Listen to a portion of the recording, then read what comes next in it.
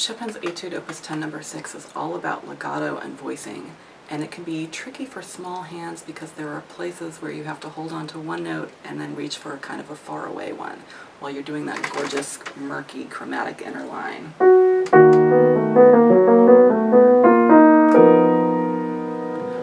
There are some places where fingering changes or even letting one hand take a note from the other can really help, and I want to show you some of the solutions that I've found.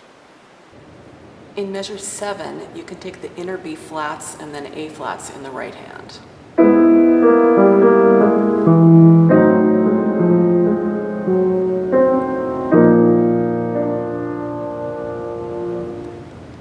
By the way, that C at the end of the measure is a flat in some editions and a natural in others. So sometimes it's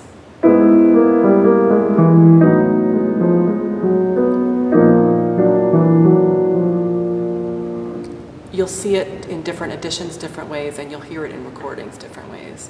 McCooley, who was Chopin's TA, says C natural, and I play it that way, but you might want to try it both ways. In measure 15, you can also take the inner B flats with the right hand.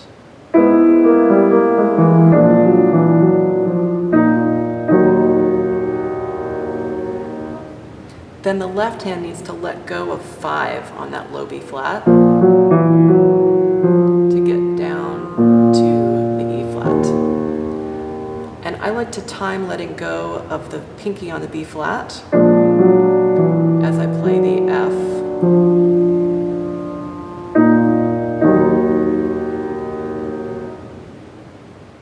In measure 26, you can take the low G sharps in the left hand.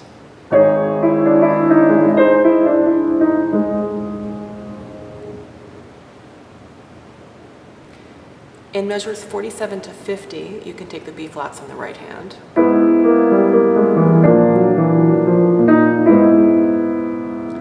And I use 5 and 1 on that first chord with 2 on the B flat.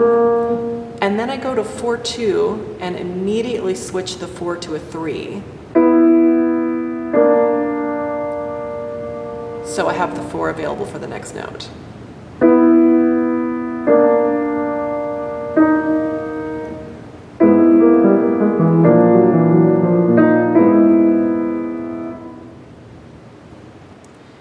In measure 18, you may have to let go of the low F to reach the G. But see if it might be possible to go off the edge and reach to it. If I barely hold on to the low F with my pinky just right there by the corner and my rest of my pinky flat against the keys, I can get to the G. So even though it might not work this way, it might work this way. Measure 20 is the same. I go off the edge of the keyboard to reach the 9th from the G to the A. That's a pretty unusual hand position. And another one that really helps is what I call the one-eared llama.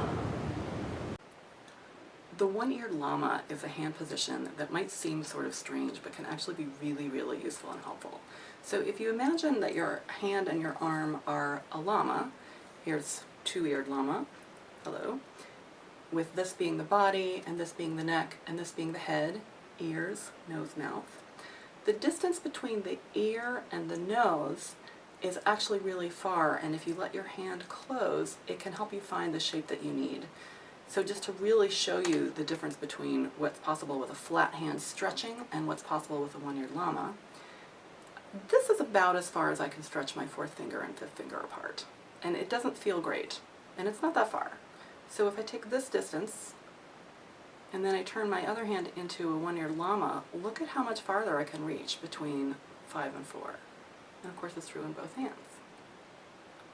So the one-eared llama reminds us that we are 3-dimensional creatures and that we're going to sometimes need strange hand positions that are not just your typical 1, 2, 3, 4, 5 position, but that you can find the comfortable position that will let you get to where you need to go. So the left hand uses the possibility of llama to play the watery inner line with the low note here.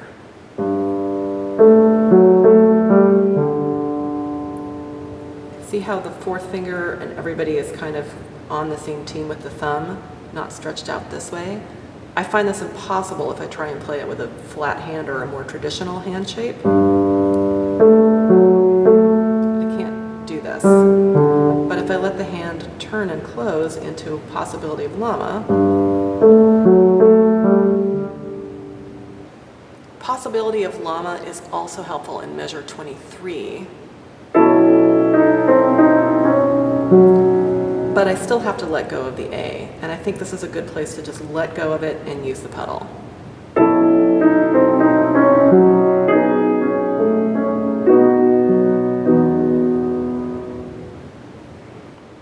In measure 28, you need the possibility of llama, and you also need to let go.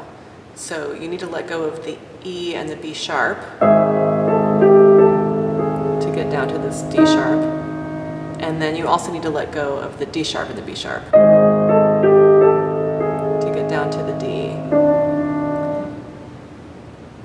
And those shapes may look pretty strange that my hand is making, but if you keep everything soft and supple and flexible, it can really work.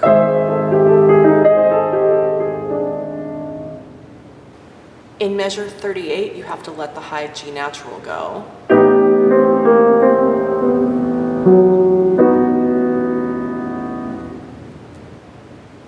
And then in measure 39, you need to let the G flat go.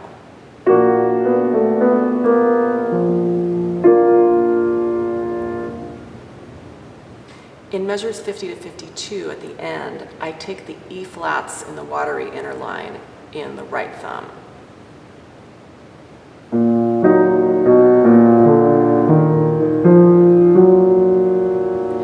And I don't worry about connecting the black key thumb to the white key thumb because Chopin has marked it as two separate phrases. So he really has.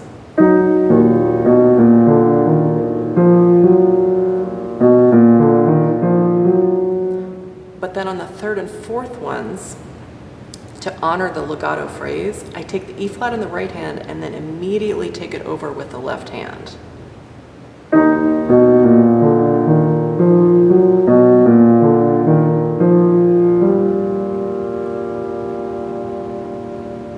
So move from comfortable hand position to comfortable hand position, and take notes in the other hand when you need to, and let go of notes you can't hold on to. Enjoy Opus 10 number 6, and let me know if you have any questions. Good luck.